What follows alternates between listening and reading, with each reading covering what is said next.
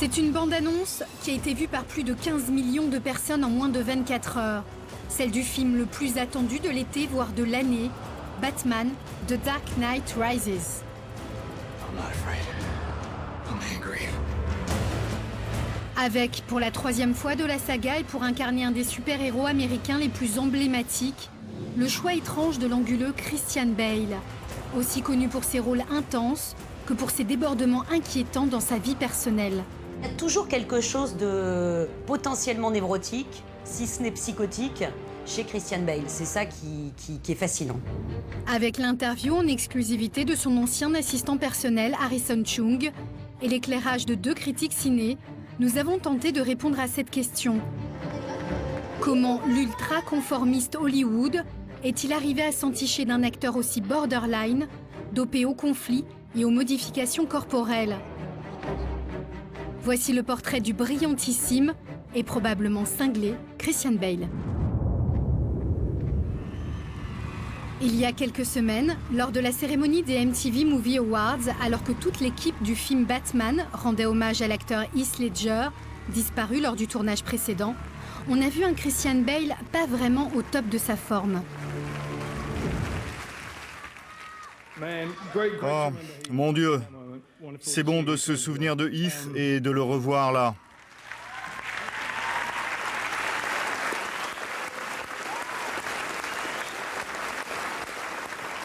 Le chapitre final de Batman vient d'être écrit.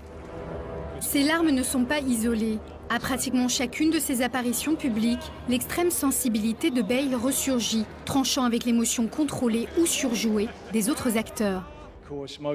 Je remercie bien sûr ma superbe femme. Je n'aurais rien pu faire sans elle. Ma fantastique femme qui m'aide à garder le cap en pleine tempête. J'espère que c'est pareil pour toi. Et puis, merci à ma petite fille aussi qui m'apporte tellement. Harrison Chung a été l'assistant personnel de Christian Bale pendant plus de 10 ans. Il vient de sortir une biographie où il révèle les origines de l'hyper-émotivité de l'acteur. Elle remonte loin, à son premier grand rôle au cinéma. C'était encore un enfant. En 1987, lorsqu'il a entamé la promo pour l'Empire du Soleil de Steven Spielberg, Christian Bale a fait une très grosse dépression. Il était à Paris, il enchaînait les interviews et les journalistes avaient en plus des réactions très dures par rapport à cette dépression. Après cela, lorsqu'il est retourné en Angleterre, ça a été pire. La presse l'a descendu parce que le film ne marchait pas. Après ça, il a toujours été allergique à la promo. À l'époque, l'enfant acteur a 13 ans. Son père prend sa carrière en main, part s'installer avec lui à Los Angeles, loin de son Angleterre natale et du reste de sa famille, pour le pousser à enchaîner les castings.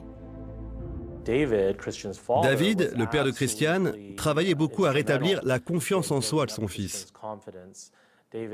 Tous les jours, jusqu'à ce que Christian ait 23 ans et soit parti de la maison, son père lui apportait son petit déjeuner au lit et en frappant à la porte disait « Qui est le meilleur acteur du monde ?»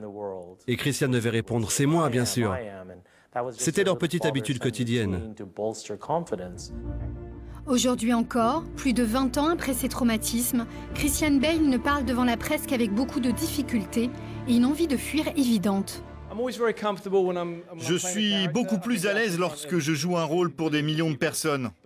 Mais là, tout seul devant vous, je ne me sens pas très bien. Je ne suis pas très à l'aise, à vrai dire. Ça pourrait être une gravure de mode, Christian Bale. Mais à l'intérieur bouillonnent des choses, des violences, des blessures. Et effectivement, ça donne une espèce d'intensité, même sa voix. Il a une voix très particulière. Il parle très doucement. Il parle très doucement, mais avec une espèce de fixité dans le regard. C'est à la fois une voix très douce et très grave, et qui, en fait, on a toujours l'impression qu'il y a un danger potentiel. What the fuck are you doing? Ce que vous entendez est un exemple de ce que la colère de Christian Bale peut donner. Ces vociférations ont été enregistrées par des techniciens sur le plateau de tournage de Terminator 4 en 2008. La rage de l'acteur est due à la présence accidentelle d'un directeur photo pendant une prise. Le monologue va durer plus de 4 minutes.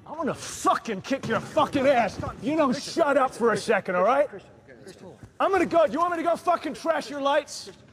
Do you want me to fucking trash them? Then why are you trashing my scene? Cet enregistrement a fait immédiatement le tour du net. Il a été entendu par le monde entier. Quelques jours plus tard, c'est un Christian Bale mortifié qui appelle de lui-même depuis sa voiture une radio de Los Angeles pour demander à s'expliquer. I acted like a punk. I regret that.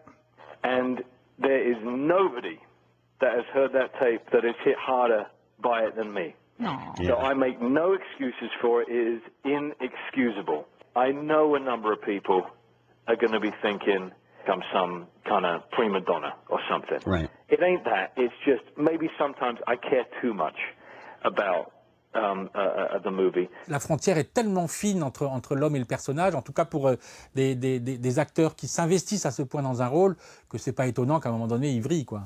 La crise de Christian, c'est pas un caprice de star. C'est pas tout d'un coup, oui, je n'ai pas eu la caravane de la taille que je voulais, ou oh, comment ça, mon chien de compagnie n'a pas le droit d'être sur le plateau. Pas du tout. À un moment, c'est fou, c'est un comédien qui ne supporte pas que dans une scène, il y ait la gaffe d'un technicien qui passe devant la caméra et qui, du coup, sûrement annule une scène où peut-être que Christian a eu l'impression d'être particulièrement bon.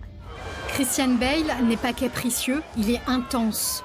Explication crédible lorsqu'on se souvient par exemple du tournage de The Machinist.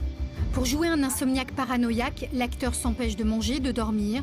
Le réalisateur doit intervenir pour qu'il se réalimente. Des mois après, lors de la promo, il tient à peine assis.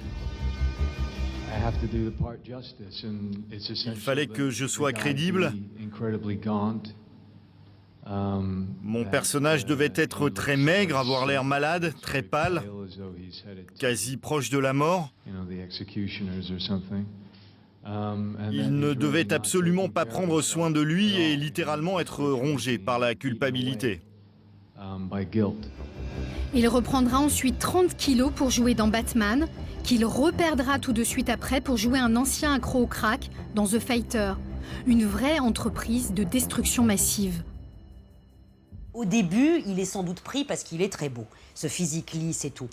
Et je pense que comme son but, c'est vraiment d'être un très grand acteur, et peut-être le meilleur acteur du monde, il faut qu'il se détruise.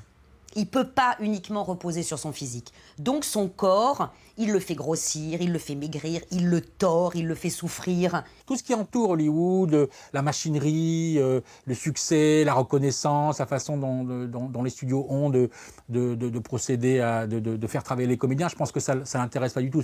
Lui, ce qu'il veut, c'est avancer. Alors, il est borderline tout le temps, il est sur un film, mais il avance. Christian Bale est de plus en plus créatif, à tel point que les studios ont accepté d'oublier qu'il n'a jamais été bankable, ont accepté d'oublier qu'il est anglais, une vraie épine dans le pied pour n'importe quel comédien Hollywood, et ont accepté de fermer les yeux sur son comportement erratique. You don't owe these people anymore. You've given them everything. Not everything. Not yet. À l'instar de Batman, l'âme noire de Bale a semble-t-il encore de sacrées ressources.